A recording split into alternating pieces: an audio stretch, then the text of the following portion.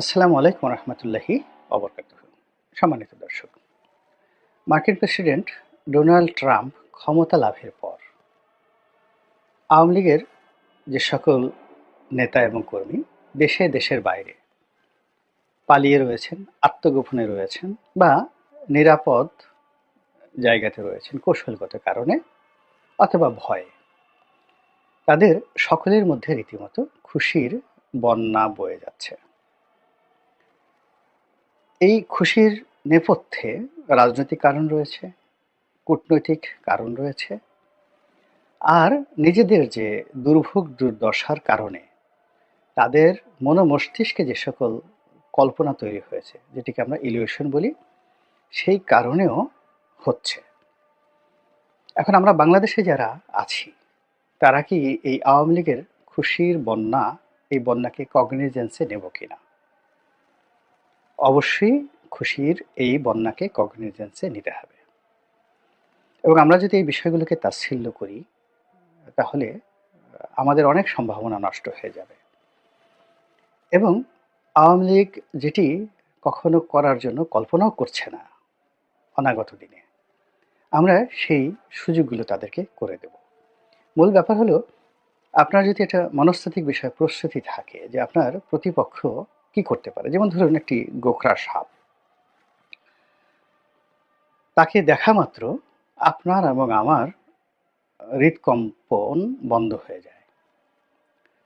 এবং আমরা যেটা দেখি যে সাপের কামড়ে যত লোক মারা যায়, তাদের শতকরা 90% হার্ট অ্যাটাকে মারা যায়। অর্থাৎ সাপ শুধু ফোঁস করেছে, অমনি চিত হয়ে পড়ে যাই আমরা।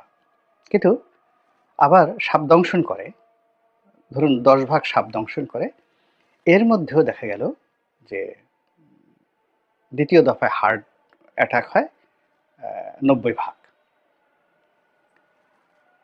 অর্থাৎ ওই সাপগুলো থেকে বিষহীন সাপ, তাদের কোনো বিষ নেই, কিন্তু কামড় দিয়েছে সাপে, রক্ত বের হয়েছে, মুহূর্তের মধ্যে সে হার্ট অ্যাটাক করে মারা যায়। অর্থাৎ আপনাকে শুধু ফোঁস করেছে, 100 জনের মধ্যে 90 জন এখানে মারা যায়, আর বাকি যে 10 জন, সেই 10 জনের মধ্যে আবার 9 জন মারা যায় কামড় খেয়ে, যেগুলো নির্বিষ সাপ, সাপের কোনো বিষ নেই, শুধুমাত্র 1 ভাগ সাপের বিষ আছে। তাহলে বোঝার চেষ্টা করুন যে মানুষের যে মনস্তাত্ত্বিক বিষয়গুলো কি। এখন আমাদের এই দেশে ধরুন যারা সমন্বয়ক, যারা ক্ষমতায় আছেন, যারা বাইরে আছেন, আপনি তাদের চেহারা সুরত, বডি ল্যাঙ্গুয়েজ, তারপরে শেষে তাদের এডুকেশন, ফ্যামিলি ব্যাকগ্রাউন্ড সব কিছু দেখেন যে এরা আমাদের সমাজের বেশিরভাগই নিম্নবিত্ত পরিবারের এবং সর্বোচ্চ নিম্ন মধ্যবিত্ত পরিবারের, ইনক্লুডিং আসিফ নজরুল সহ। ডক্টর আসিফ নজরুল বা অন্যান্য যারা আছেন, মানে আমাদের সমাজের এলিট যে সোসাইটি বলতে যেটি বোঝায়, এটি এই বর্তমানে যারা আছেন তারা কেউ নন, সবাই বড়জোর মধ্যবিত্ত পরিবার থেকে এসেছেন।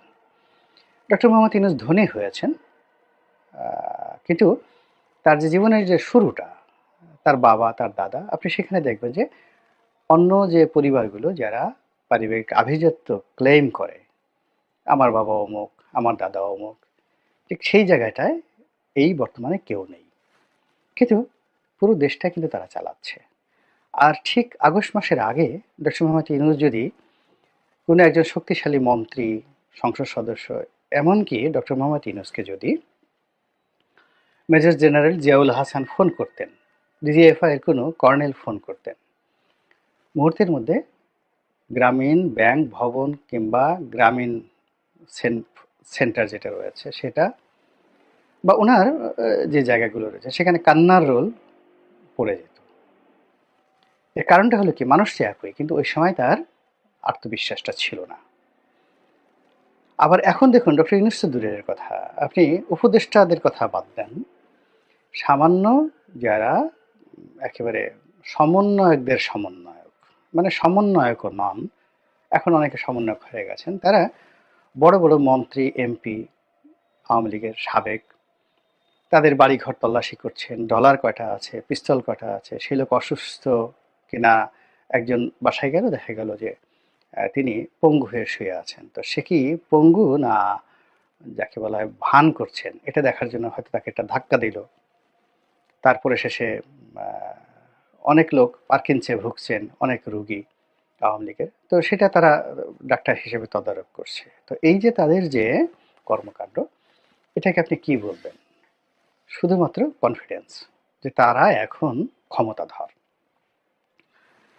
তো এখন ওই কনফিডেন্সের কারণে আমরা এই সময়টাতে আওয়ামী লীগ বলেন, জামাত বলেন, বিএনপি বলেন, যত এই রাজনীতির যে সমীকরণটা তৈরি হয়েছে, কেউ তার আত্মবিশ্বাস হারিয়েছে, আস্থা হারিয়েছে নিজের প্রতি, অন্যের প্রতি নয়। সে কিন্তু প্রতিপক্ষকে ভয় পাচ্ছে না।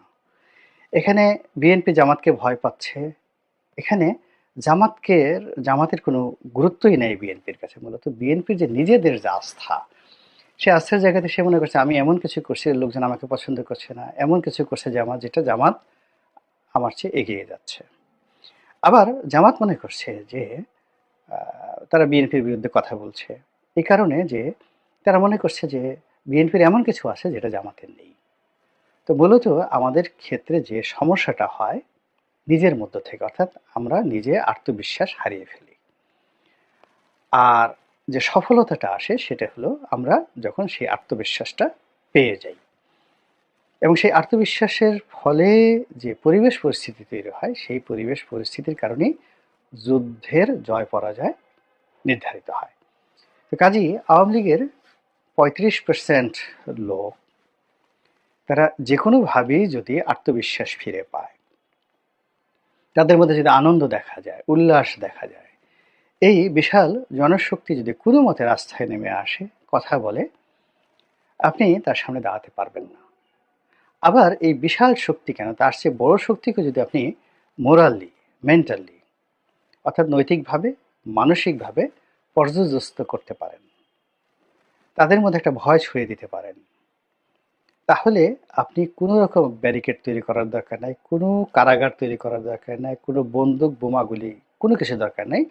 তাদের সেই মেন্টাল যে স্ট্রেংথ, ওটাকে আপনি ধ্বংস করে দিলেই যথেষ্ট। এবং সেই কাজ করার জন্য আপনাকে কৌশল শিখতে হবে, বুঝতে হবে। এবং আওয়ামী লীগ যে বিষয়গুলো নিয়ে খুশি হচ্ছে সেই বিষয়গুলো নিয়ে বেশি বেশি আলোচনা করে ওগুলো যে খুশির খবর নয়, এই বিষয়গুলো আপনাকে বুঝতে হবে এবং আওয়ামী লীগকে বোঝাতে হবে। দুর্ভাগ্যজনক হলেও সত্যি যে গত ৫ মাসে এই কাজটি সরকারের পক্ষ থেকে, জামাতের পক্ষ থেকে, বিএনপির পক্ষ থেকে এখনো হয়নি।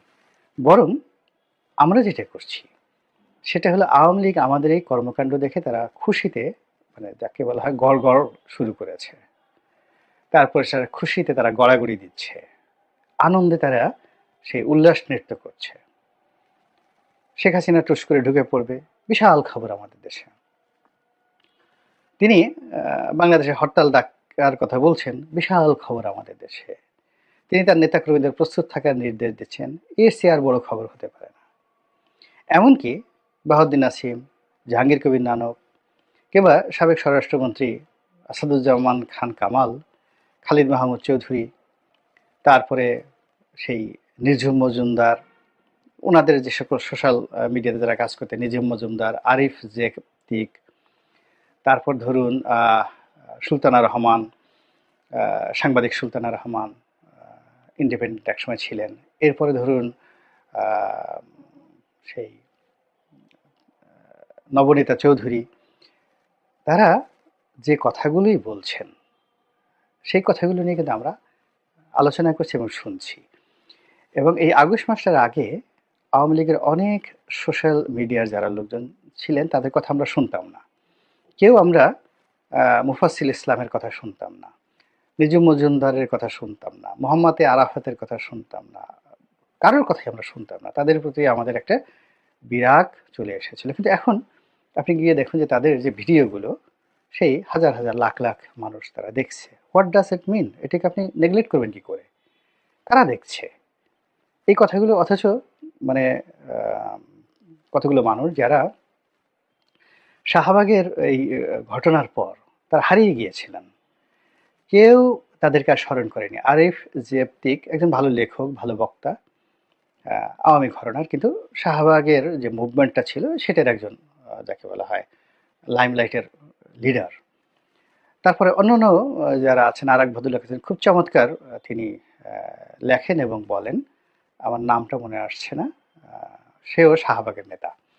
শাহবাগী নেতা। তো তারা কথা বলা শুরু করেছেন। তারপরে আপনার নবনীতা চৌধুরী কথা বলা শুরু করেছেন। এখন নবনীতা, আপনি যাই বলেন না কেন, নবনীতার তো যোগ্যতা রয়েছে।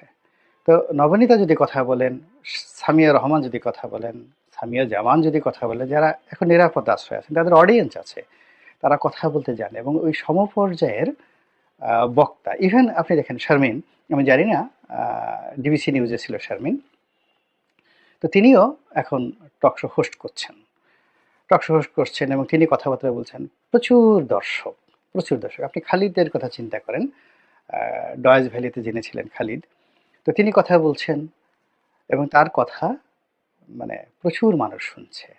এবং আপনার এখানে হিরো আলম প্রকৃতির যারা ভিডিও বানান, ভালগার টাইপের যারা ভিডিও বানান, তাদের দর্শক আর ধরুন হিরো আলমের একটা ভিডিও হলো 1 কোটি দেখলো, জাস্ট 1 কোটি লোক দেখলো। তো এই 1 কোটি লোকের যদি আপনি ওজন করেন, হিরো আলমের 1 কোটি লোক, সেটার ওজন যদি হয় 1 তোলা। আর নুরুল কবির সাহেব একটা ভিডিও তার নিউ এজ থেকে তিনি ছেড়েছেন, যেটার দর্শক ধরুন 2 লাখ। তো সেই 2 লাখ দর্শক নিউ এজের নুরুল কবির সাহেব সাক্ষাৎকার নিয়েছেন ডক্টর মোহাম্মদ ইউনূসের। এই 2 লক্ষ লোকই দেশ চালাচ্ছে। এই 2 লক্ষ লোকের মনোমস্তিষ্কে নুরুল কবির সাহেবের যে সাক্ষাৎকারটি, এই সাক্ষাৎকারটির যে গুরুত্ব, ওয়েট, এটি কিয়ামত পর্যন্ত যদি হিরো আলম ভিডিও করতে থাকেন কোনো একটা বিষয় নিয়ে, এবং ওনার যদি কিয়ামত পর্যন্ত প্রতিদিন 1 কোটি করে লোক দেখে, তবুও নুরুল কবিরের ওই 2 লাখ লোকের সমান হবে না। যেভাবে পৃথিবীর সমস্ত কয়লা এক করলে আপনার একটা কোহিনূর পাথরের সমপর্যায়ের হবে না, মূল্য, গুরুত্ব এবং সম্মানের দিকে তদ্রূপ এরকম। তো এখন খালিদ যে কাজ করছেন ঠিকানাতে, খালিদ মহিউদ্দিন, কিংবা নবনীতা যে কাজগুলো করছেন, আরিফ যে কাজগুলো করছেন, কিংবা মুফাসসিল ইসলাম যে কাজগুলো করছেন, এখন তাদের যে দর্শকগুলো, সেই দর্শকগুলো, তাদের যে মান, তাদের কোয়ালিটি, তারাই দেশ চালাচ্ছেন, তারাই সিদ্ধান্ত নিচ্ছেন। এবং খালিদের কোনো কথা বা নুরুল কবিরের কোনো কথা, এই কথাগুলো নিয়ে কেউ আলোচনা করছে না, কিন্তু কলম কাজ করছে, বডি কাজ করছে, মাইন্ড কাজ করছে, যারা ডিসিশন মেকার তাদের। আর অন্যান্য যারা আছেন উত্তেজিত হচ্ছেন, ভয় পাচ্ছেন। এখন সেফায়েতুল্লাহ সেফু সাহেবকে সবাই ভয় পাচ্ছেন। কেন ভয় পাচ্ছেন? বিকজ তিনি যদি আমার বাপ মা তুলে গালাগালি করেন, আমার মাকে তুলে একটা গালি দেন, একটা বাজে কথা বলেন, টেলিফোনে একটা কথা বলেন, তো এই জন্য হয় কি, সেফায়েতুল্লাহ সেফুর সঙ্গে যদি আপনি অন্য যাদের রয়েছে তাদেরকে কল্পনা করেন, তাহলে হবে না। তো আওয়ামী লীগ যেটা হচ্ছে, আওয়ামী লীগ কিন্তু বসে নেই।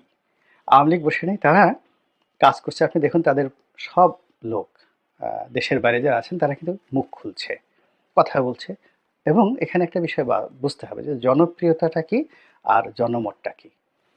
তো আওয়ামী লীগ তার লোকের মধ্যে জনপ্রিয়, বিএনপি তার লোকের মধ্যে জনপ্রিয়। জনপ্রিয়তা একটা ভিজুয়াল জিনিস, এটা দেখা যায়। আর জনমতটা হলো যে আপনার জন্য সে জীবন প্রাণ দিয়ে দেবে, যে লোকগুলো আপনাকে সমর্থন করবে, এটা হলো জনমত। আওয়ামী লীগ জনপ্রিয় আছে তাদের দলের মধ্যে। এখানে যেদিন 5ই আগস্ট, 6ই আগস্টও আওয়ামী লীগের জনপ্রিয়তা আওয়ামী লীগের মতোই ছিল, অর্থাৎ আওয়ামী লীগের একটা লোকও অজনপ্রিয়, মানে তার নিজেদের মধ্যে অজনপ্রিয় হয়নি। কিংবা একেবারে শেখ হাসিনার সর্বোচ্চ ক্ষমতার দিনও জামাতের জনপ্রিয়তা কমেনি। জামাতের লোকে জামাতের ভালোবাসে, কিন্তু জনমত যেটা, সেটা একটা ডিফারেন্ট জিনিস। তা আওয়ামী লীগ এখন জনমত গঠন করার চেষ্টা করছে।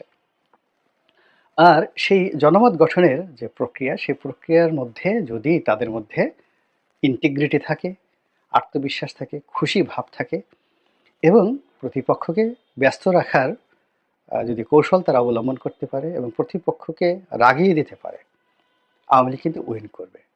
তো এই কারণেই ডোনাল্ড ট্রাম্পের ক্ষমতা লাভের পর আওয়ামী লীগের যে খুশির বন্যা, এটাকে আপনি নেগলেক্ট করতে পারেন না এবং করাটা ঠিক হবে না। এটি হলো প্রথম সাইকোলজিক্যাল ম্যাটার, যে তারা কনফিডেন্ট হয়ে যদি রাস্তায় বের হয়ে পড়ে, একটা কথা বলে, একটা কাজ করে, ওটা মোকাবেলা করা যাবে না। বিকজ 15 বছর যাবৎ আমরা তাদেরকে ভয় করতে শিখেছি রাতারাতি।